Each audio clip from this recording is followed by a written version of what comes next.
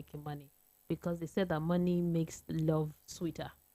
Money makes two people happier, according to what is being said. Now, to the topic today, we're looking at harnessing digital technologies to promote SMEs growth in Nigeria. That's the topic. But before we go into this main topic, let's look at some of the news making the rounds. There are quite a number, but we just focus on one of the news here making the rounds. It's on the Guardian newspaper, it's on the Punch, and other newspaper. Even I think this day even have a bit of this news. It's about the USSD saga. I call it a saga, USSD issue. It's been in the news for a while. On the Guardian newspaper, it says here that controversies over 120 billion naira USSD debts as service interruption continues. Now, as the battle over the unstructured supplementary service data, that's the USSD. If you don't know what it means unstructured supplementary service data. That's the full meaning of USSD. The approval for potential service disconnection from telecommunication operators has been granted, raising more concerns about the fate of millions of Nigeria who rely on the service for their transaction. So if you rely on USSD, you should really pay attention to this news, because from what we see here, the approval has been given to the mobile operators. I'm talking about the big mobile operators. So that the banks are owing 120 billion naira. That is a huge money. I would like you to give us an understanding of what this is all about, this controversy of the 120 billion naira.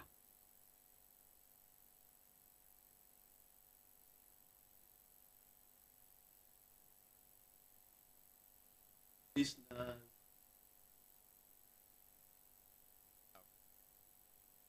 um,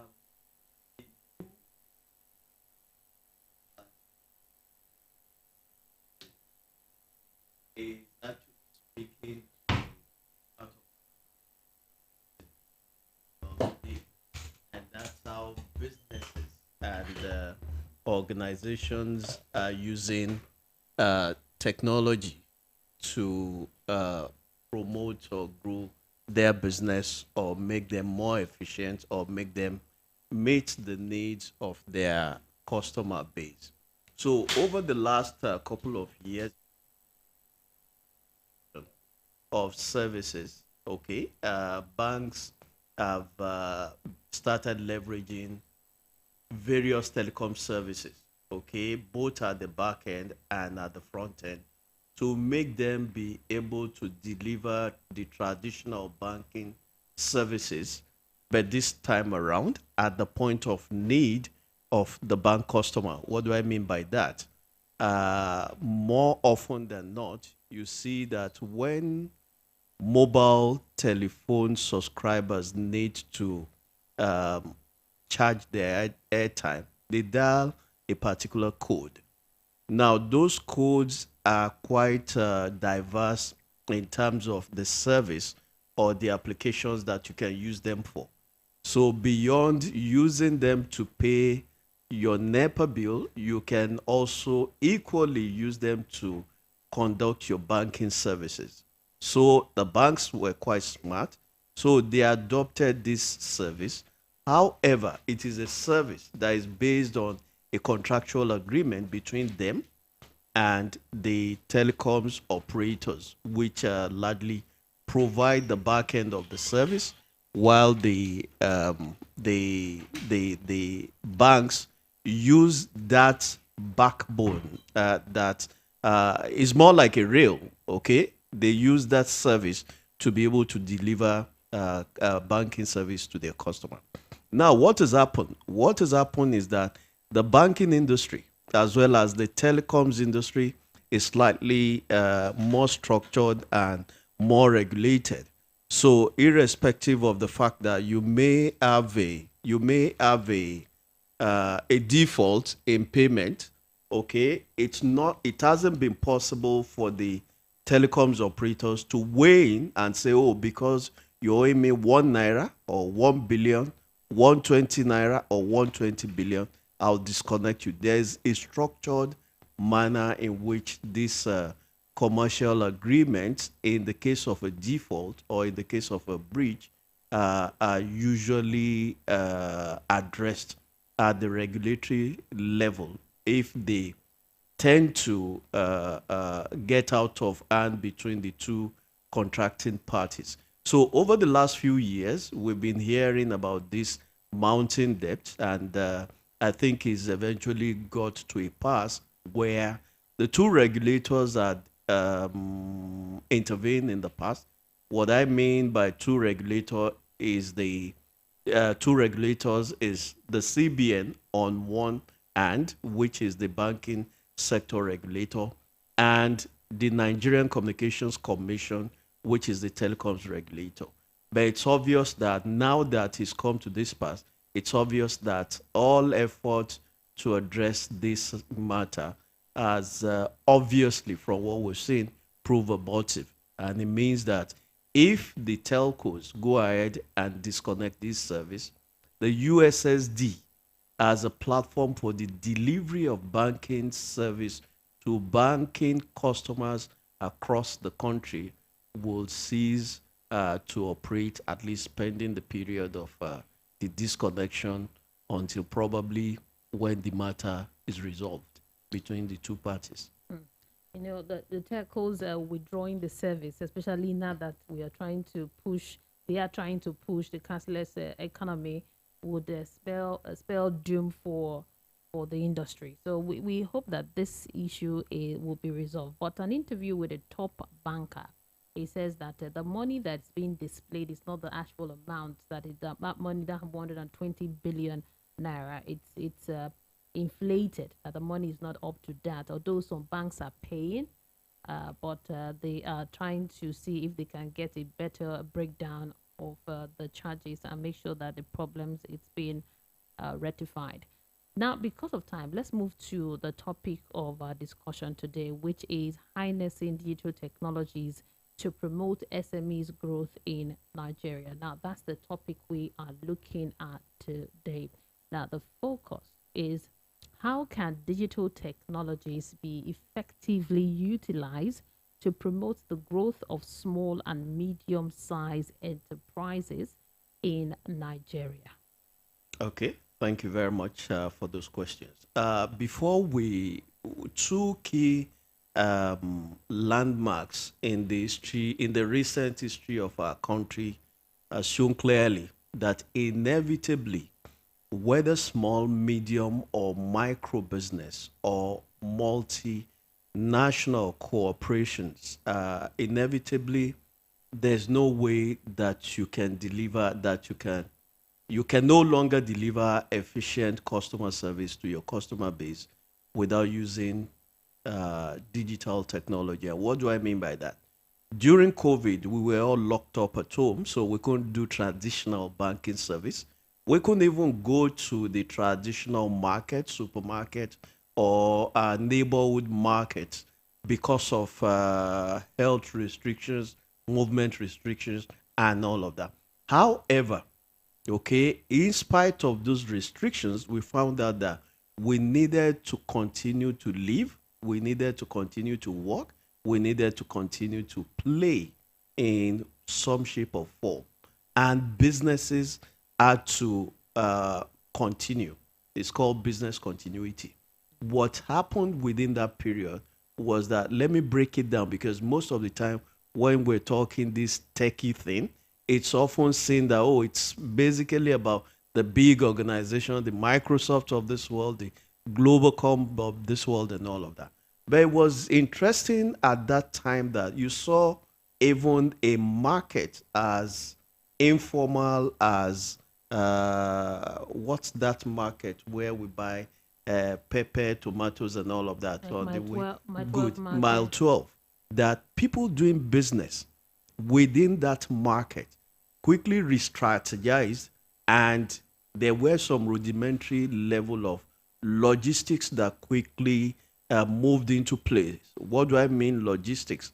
They had their traditional customer base. they started moving out and started doing some kind of communication out there that, oh, okay, if you want to buy pepper, if you want to buy tomatoes, we could deliver to your house.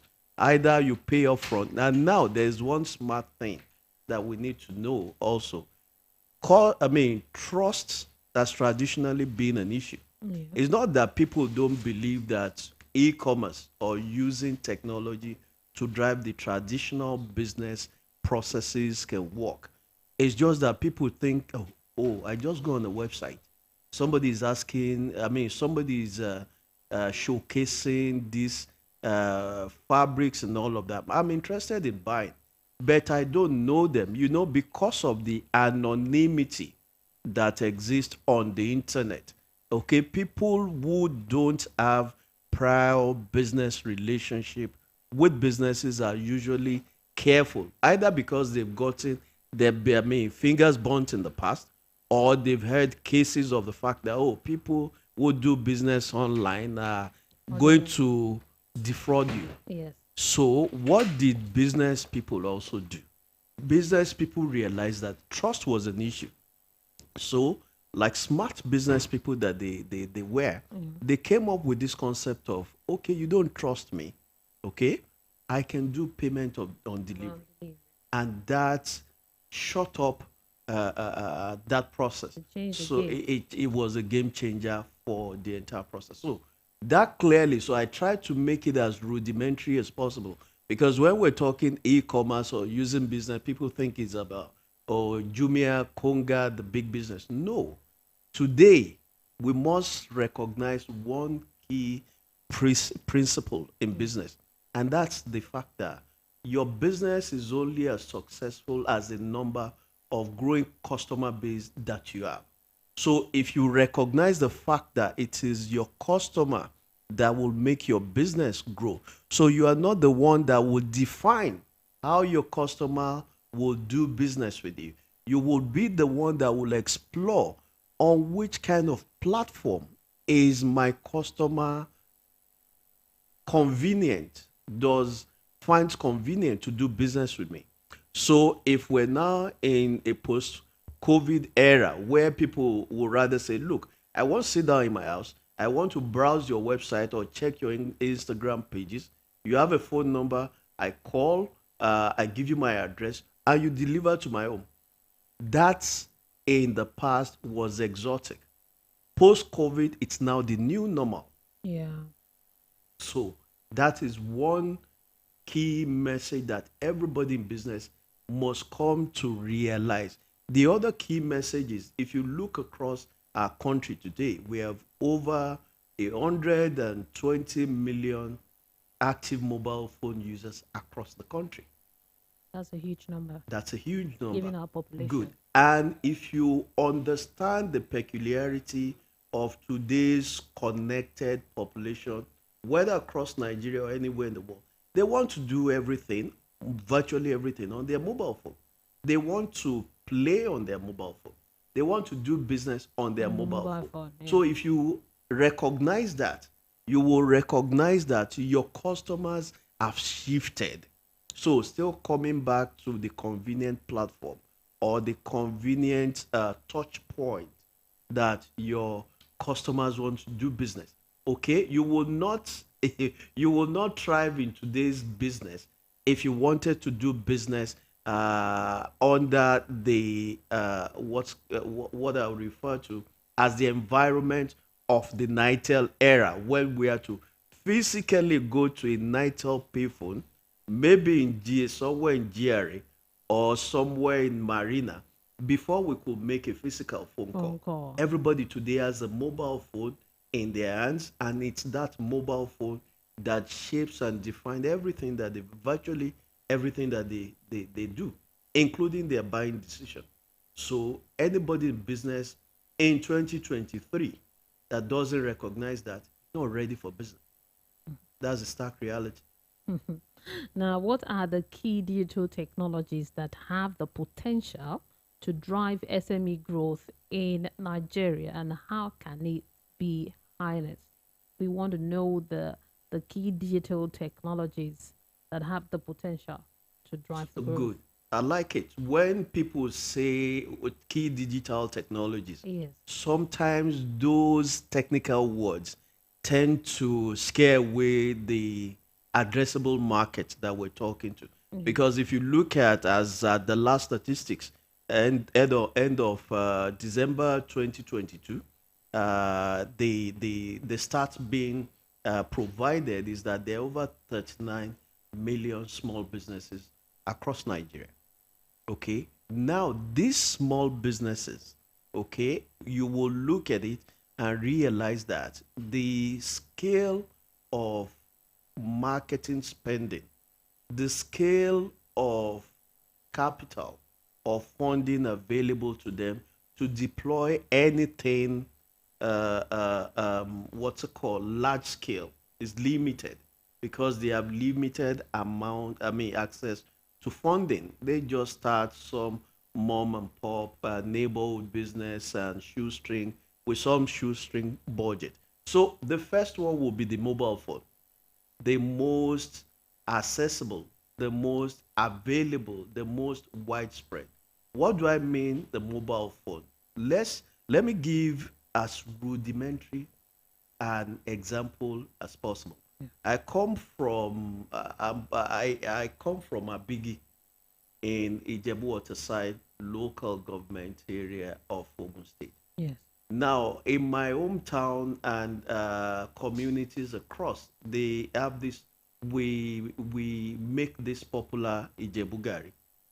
Okay. Now, in my hometown, for somebody doing business there, okay, you can't be asking them to do any fantastic or large scale deployment of technology in order to be able to sell Gary. But today, it is easy for me to sit in Lagos and call a family member in a biggie and say, look, there are these buses and all of that that do shuttle between Lagos and Abigi or between Abigi and Ijebu and all of that. Yes. So you have that communication, you have that transport in place already. So you call someone there and say, get me a sack of Gary, put it on the next available bus or car. Yeah. I will go to Ojota bus stop and pick it up.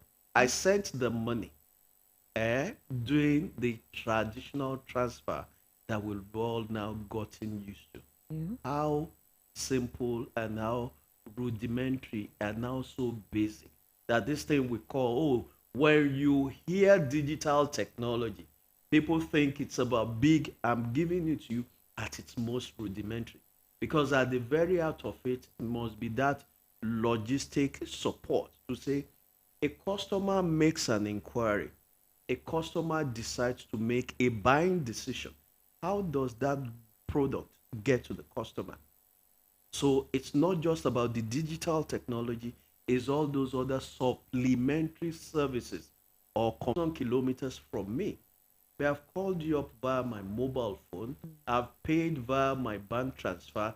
You have now delivered to me via a logistics arrangement that is convenient for the two of us.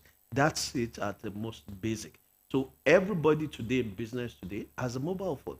That's the easiest standpoint to begin. So that is technology. That's technology. You know I'm what? saying that. So that's why I'm saying Yeah, that yeah, yeah. more of the time when you say, oh, digital technology, Mama Sikira, who is selling lace in Lagos Island, thinks, oh, this Alakowe Digital. people Yeah. have come. But by the time you break it down to them, by the time you let them know that, oh, Mama Sikira, you know that on your phone, you have WhatsApp. WhatsApp is not just for calling your children in Canada alone.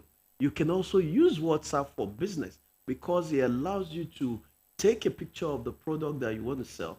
The other person, whether in Lagos, whether in Maiduguri, whether in Obubra, in Cross River State, can get that picture. You can go to a Jota bus stop. You can send those fabrics to them. And a lot of people are doing those things today. So that's as rudimentary as these things come.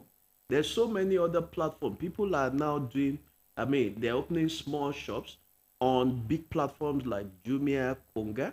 They're showcasing their businesses on WhatsApp, Instagram, and all of that.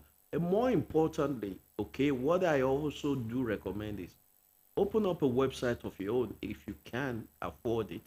Okay, it's I mean, also to break it down, people tend to think that opening a website today or having a website of your own. Okay. Okay, hold the thought. Okay, We need to go pay some bills now. And when that's fine. we return, the conversation continues. It's quite interesting. I like the way you broke it down, the way you explain when we say technology. We'll be back after this. Keep it here. We are the voice of the people, 90.3 FM. For this Naija wey we dey so, say you no hold cash no mean say wahala dey o. You wan send money to Male for villa, just use Momo. You wan buy recharge card or data, just use Momo. You wan pay for market wey you buy, just use Momo. You fit use Momo run plenty things without cash. As long as you get Momo account, no cash, no wahala. And e dey easy to open o. Just dial *671# to open Momo account. Set your PIN, transfer money from your bank account inside your Momo account. Make you fit dey pay for anything, send and receive money sharp sharp. Because life dey simple with Momo. Be the first to know, be the first to hear. Listen to Voice of the People. The number one station. 90.3 FM. Don't touch that down.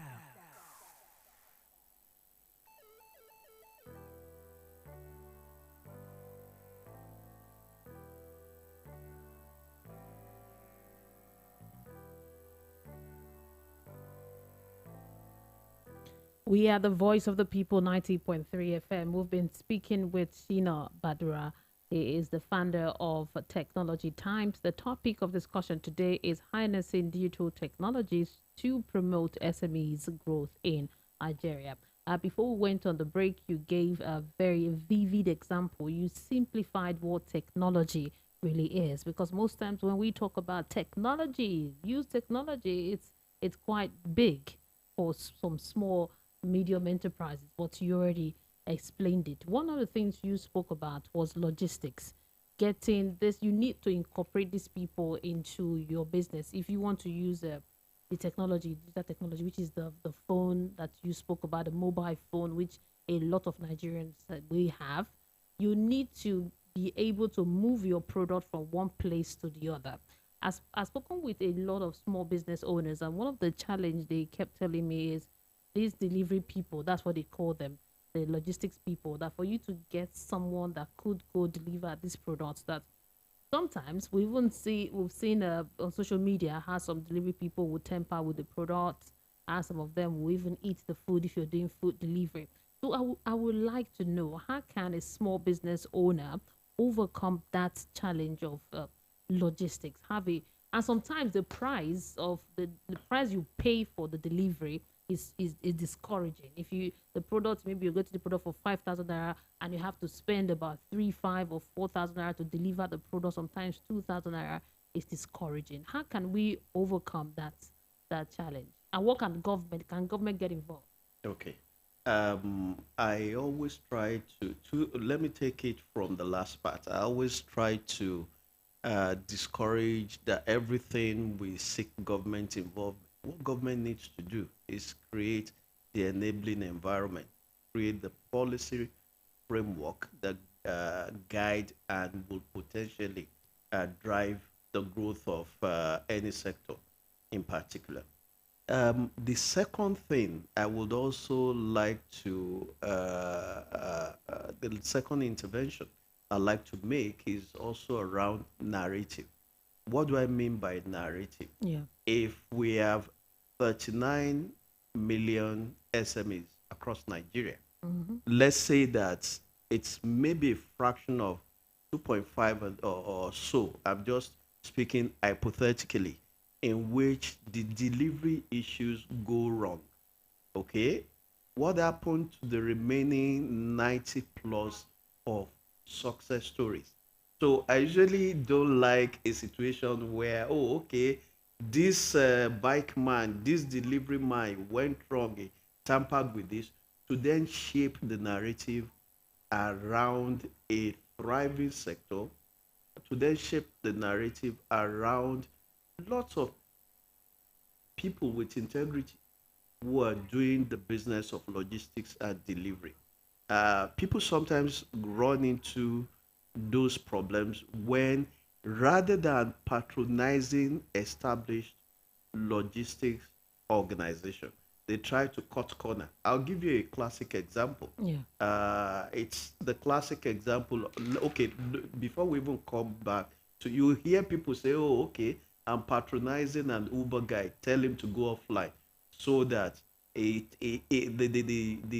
passenger thinks that by asking that gentleman, the driver, to go offline, that they can negotiate a better deal. However, the moment you cut corners, you realize that there's usually consequences to pay for it. Let me give an instance. In creating the Uber app, okay, there are inbuilt security feature and monitoring features that are embedded such that in the course of your ride, for instance, while you are online, there's so many levels of security, safety, and monitoring that is being done. Yeah. However, the moment you, as the passenger, thinking that in the quest of wanting to get a better deal, you get the driver to go offline. Meanwhile, you're still in the course of the what's it called, the ride. You're right. Yeah. Okay, you open yourself to the potential consequences of deactivating those security and safety features that have been embedded in the service to protect you. So if we use that same analogy, okay, I often advise, my advice would be patronize established and trusted logistics brand. The cost might be slightly higher, but at the end of the day, you have those embedded guarantees of security, you have those embedded guarantees of warranty, and several other things that will make you fall into the hands of a fly by night operator. So, just like any other sector, we do have those kind of breaches. We do have, but we should not let that narrative largely shape, because post COVID, you've seen the rise of so many other logistics organizations. In the past, it used to be big ones, but today there's so many other small Small. scale Yes. logistics organizations just buy 5, 10 bikes and they gotten it started. And they're growing today because they first, the horrendous traffic in Lagos is a key driver. So rather than physically go there, just send the bike man or get. So largely, that would be my recommendation.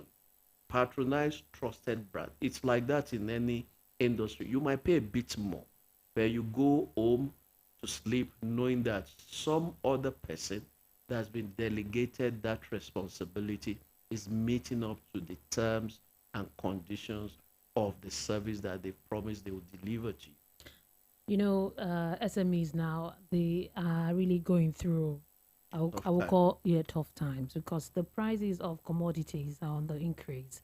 If you want to buy, for example, yam, tomatoes, or other items, the price has doubled. And now, if you are doing delivery, if you're selling using technology, and then you have to deliver, for example, the Gary that you talked about, and you want to use a trusted logistic company that can deliver the product, you know that the price will go up. So this type of challenges, it's affecting small businesses from really harnessing technology, because if you place the order maybe for on your WhatsApp, the product you're selling, the physical shop where you have this product, you're selling the bag of Gary, for example, 15,000 naira. You post it on your WhatsApp, you put the price 15,000 naira, and someone wants to buy it in Lagos, and maybe you're in Ikorodu or maybe outside of Lagos, or and you say delivery is 3.5. No, so it's really discouraging, and one will want to know what the government is doing about it, because when it becomes this difficult, we all call the government, because if this is not well, if it's not checked, it will affect the small business owners, because those small business owners are being patronized by low income earners, So it's a chain. What are your thoughts on Thank you very much. You've answered all of the questions for me. You this? said it's a chain. So Yes. let's begin. The logistics company, okay, they go to the same market as the rest of us. They buy the same petrol or diesel to power those machines. Okay, in the same economy where we say costs are rising, maybe they were paying their bike personnels maybe 50K a month. Everybody is asking for salary increase and all of that. So just like the SMEs, their own overheads also are increasing by the day, which makes it inevitable, yes, that we come back to government to begin to see how we begin to address this issue that is continue to propel rising costs. Okay, we've been hearing again that there might be petrol increase. You can imagine the cataclysmic effect that that would have across every sector of the economy, because when we look at it that okay, logistics is dependent more, I mean, is dependent substantially on petrol. Those bikes, I mean, and all of that Yeah. need to go around. So that would have an impact. So I agree with you. We will still need to come back to government to address some of those things. Let's also look at how does free flow of traffic for a guy that normally would make a journey in 15 minutes having to be in traffic for 2 hours. That also, there's a price to be paid for that in terms of efficiency, in terms of the time spent in providing or offering those services. So it's a change. So it cannot be addressed at just one level. Okay, we have to all come to the round table and do a holistic addressing of those critical components that contribute to those rising costs. So I won't want to blame the logistic company because they also exist within the same operating environment. Yeah. Cost of petrol is increasing. The bikes are not manufactured in Nigeria, for instance, if you know. I know of cases of people who either get bikes or keke marua and all of those things.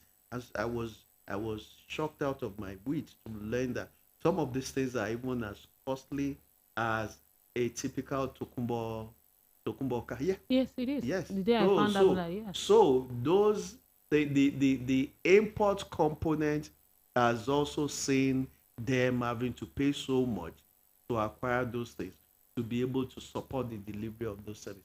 So it requires a holistic approach. So it's not one in which we'll blame the logistics sector. It's equally one that we will say, let's get the government involved. Let's begin to see how we address. How do we get cheaper bikes to No, these are the the real those? questions. Yes, How do we? get the bikes cheaper? How do we ensure free flow of traffic on the road to make for efficient delivery of that service? So a gentleman who normally should make a trip in 15 minutes ends up making it in 2 hours. There's a cost to be paid for it. Okay, we oftentimes don't factor in some of these costs, but there's always a cost to be paid for it when you should spend 15 minutes to deliver a service and you end up spending 2 hours to deliver that service. It limits the number of services that you could provide in a 24-hour cycle, and then you still find that rather than now, let's break it down the more. If you're supposed to spend 1 liter of petrol doing a 15-minute journey, Yeah. if you end up spending 2 hours, you probably find that that quadruples. So there's always a price to be paid for all of these things. So it's a chain. Mm-hmm. So it's not the logistics sector that is solely to blame. It's a chain. It's an ecosystem that needs an holistic appraisal and strategies to address those issues. I'm really glad we're discussing this today because most times when we talk about harnessing technology, we don't really look at the third party, like you said, which is, you put your product online, people order for it. There is a process of that product getting to you, which is very, very important. I'm going to open the phone lines right now. If you want to join the conversation, you can call in or send in a WhatsApp message. The numbers to call is 0700 903 903 903 0700 903 903 903, or send in a WhatsApp message is 0700 903 903 9. Now, can we look at some small businesses that have been able to harness this technology that are doing well right now in Nigeria? Do you have any examples of businesses that were able to surpass this challenge and are doing well with it?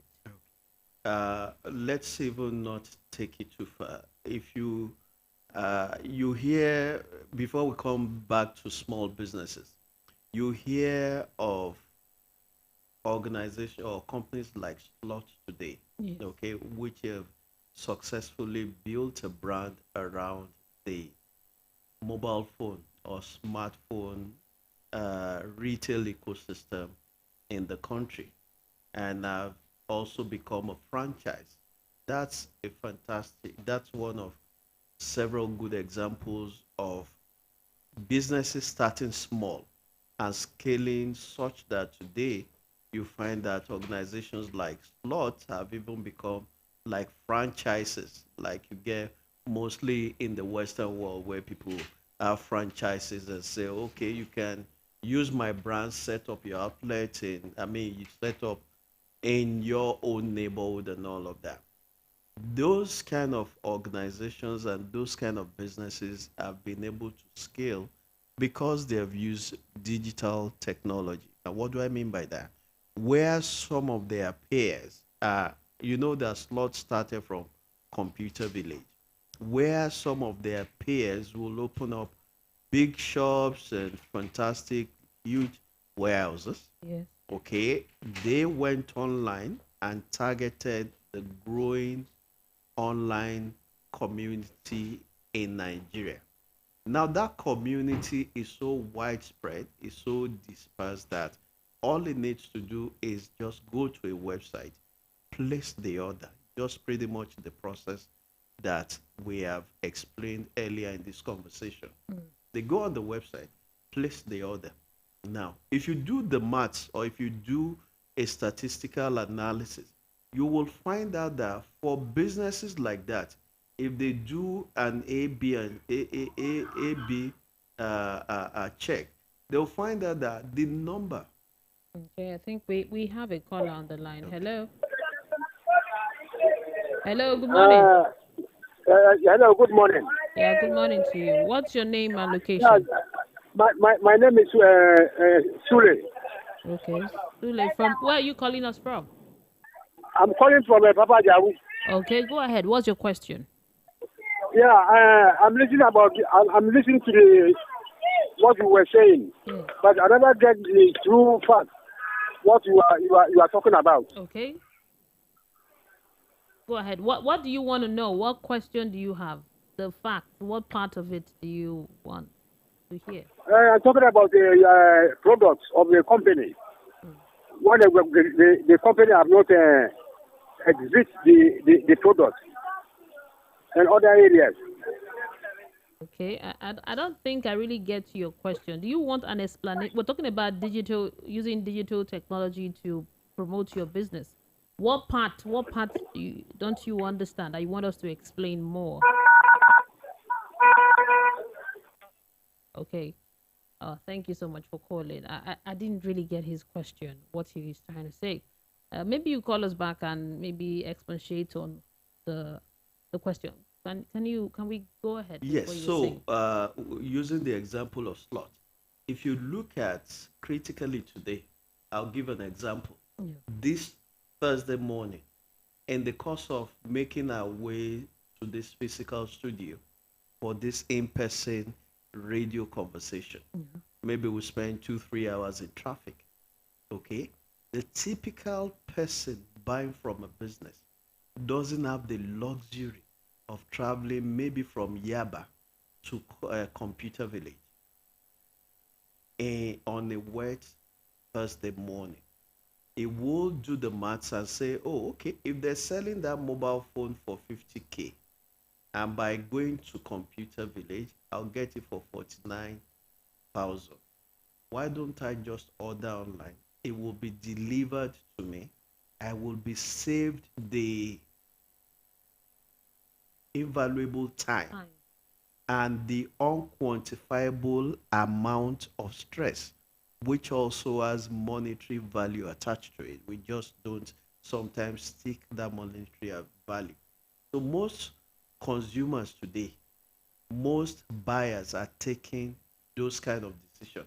So that at the end of the day, by the time you really do what's in the tech industry they call the analytics, by the time you look at your back end numbers, you'll see that, oh, maybe on a typical day, we get 10,000 visitors to our website. And on the storefront, the physical store, maybe we get 100. So by the time they're doing the evaluation or analysis, they realize that they are getting more value from the online storefront than their physical store, where they've set up huge, big infrastructure. And those kind of things are happening today. There are some businesses that don't even have a physical storefront that you can physically visit. Okay, there's so many that you remember them. Just, do you know where the office of Paystack is? Good. But most of us today use Paystack as payment gateways on several websites that we visit. They're like the middleman that ensure that, oh, okay, if I'm buying from Mary, she has a product or service to sell. Okay, Mary doesn't need to invest in the big infrastructure of accepting payment. Okay, Paystack accepts payments on your behalf, ensures that the money gets into your own account, and also for the customer ensures a seamless transaction, and everybody is happy. And that's what living today in 2023 is all about. So there's so many organizations, big and small, that are changing the game, that are ensuring and leveraging these Hello. technologies to efficiently deliver. Yeah. Hello. Hello. Good morning, Meticulous Mary. Mr. Dality. Good morning to you. How are you, my dear? I'm doing great. I'm doing well. Welcome to the program. Yes, and greetings to your guests. Yes. Yes, digital technology. Mary, Yes. we are not ready. Why do you say that? Yes, the infrastructure that will power these things are not there. And I want to give you examples. I boarded an Uber, whatever. This is not once, this is not twice. By the time we got to court, and I wanted to alight from the taxi, the meter could not read to give me my bill. The man said that he had to go to where there is network. Meanwhile, time is going. There is no way I could access my bill. Do you know it took us over 30 minutes before he could... and I asked him, this one that we are driving and all that, who will pay for it? So it's an issue. It's an issue. It's frustrating. If you have not been involved in it, you may never know. Then some of these technology are important. It is very dangerous for our environment because if this thing fails in the middle of maybe you are using it to do an operation, you want to carry out something on a human being, and then suddenly something happens. What will not happen to the patient? So we need to build the infrastructure. That is the first thing. We cannot put the cart before the horse. That's what we are doing. Like some people brought in electric car, electric whatever, on this Nigerian road, on this Lagos road. They will pack up under 1 month now. They will pack up under 1 month. So these are issues. It is good though when you copy for, but look at the infrastructure that power this thing. That's what we are talking about. Even your phone, no matter how sophisticated, at times you won't get network. With all the big phone you are carrying, it will fail you. You start running up and down. We have to make call, emergency. So that is the major problem. I wish your guests can address it. I think it will talk on that. Thank you so much, Mr. Yes. Darlington. Have a You're welcome, my beautiful, dear. beautiful Thursday. Yes, my dear. Thank you. Now, you heard some of the things he spoke about, the challenges. I know we have 5G now, and we could say maybe the network is better than before, but he mentioned some really challenging things. Okay. Thank you. First of all, thank you to Mr. Darlington for those eye-opening uh, perspective that he brought to the conversation. Because more often than not, when we in tech speak, we think that it's the all in all that solves all of the problem. But let me start this conversation, or let me begin to address the perspective or the questions he raised that around network glitch before coming to the specific of the experience with the Uber ride. Network glitch is a given anywhere in the world. It's not peculiar to Nigeria. Okay, the first. Um, that's the first perspective to bring to bear to the conversation.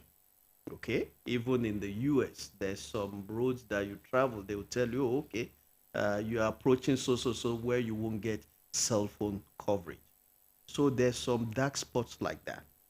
So, but today, this is 2023. Okay, let me share with you an experience.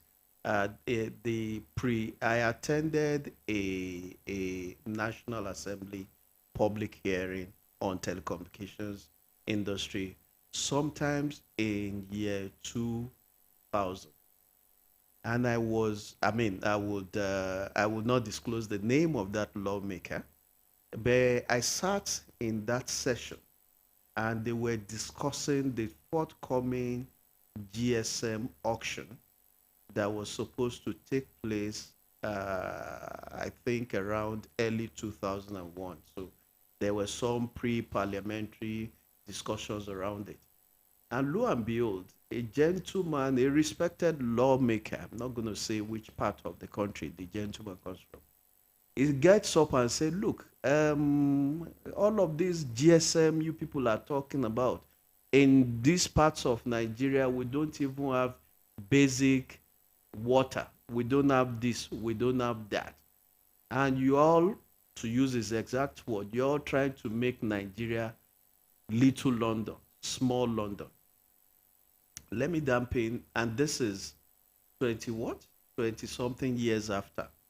The world, I hear Mr. Darlington referred to as imported technology. Sadly, so they're no longer imported technology because technology evolves and we're now in an interconnected global world. What that means is that Mary is seated here today and she's doing a radio broadcast that can be listened to in any part of the world. The technology and infrastructure to make that happen exists today in Lagos, it exists today in Nigeria, and the world is looking for and whetting its appetite for content coming out of Lagos, coming out of Nigeria. So the world will not wait for Nigeria. Okay? If the world, and I'm glad that he admitted it, that he traveled via Uber. It means that he can sit in the comfort of his home, flip out his mobile phone, and call for a taxi, and the taxi arrives at his doorstep.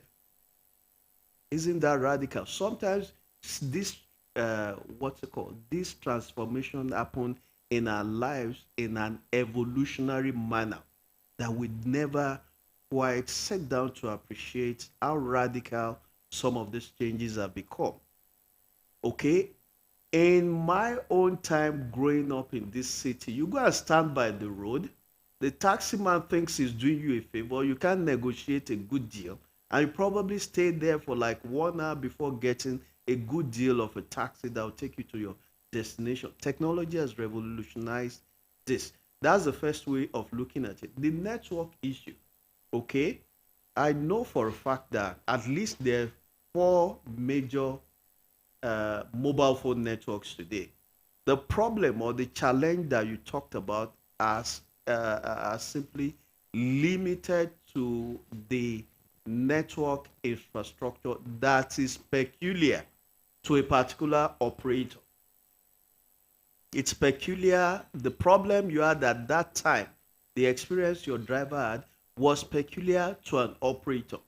So in Nigeria today, we have the benefit of MTN, we have the benefit of Glo, we have the benefit of Airtel, we have the benefit of Nine Mobile. So in any spot you find yourself, all of those four networks can't go down at the same time. So that experience is peculiar. It doesn't necessarily shape the landscape. And I'm glad to say that these things are no longer imported technology. Okay, those smart young Nigerians are building apps. They're building so many other platforms that are local, that are indigenous, that are changing our world. Thank you so much for bringing a fresh insight into this conversation. Harnessing digital technologies to promote SMEs growth in Nigeria. Mr. Darlington, I hope your question have been well answered. Thank you, Sheena Badaru, founder of Technology Times. You've been my guest, and it's been a wonderful program. And to you, thank you for being part of the program. I appreciate your calls, your contribution, and your WhatsApp messages. My name is Mary Onaife Debbie. You can find me on Instagram. I'm there at Mary Media, MERROY Media. I'll be here again tomorrow, same time for another fresh package. Coming up next at 10:30 is Area Matter. Keep it here. Do not change the dial. We are the voice of the people, 90.3 FM.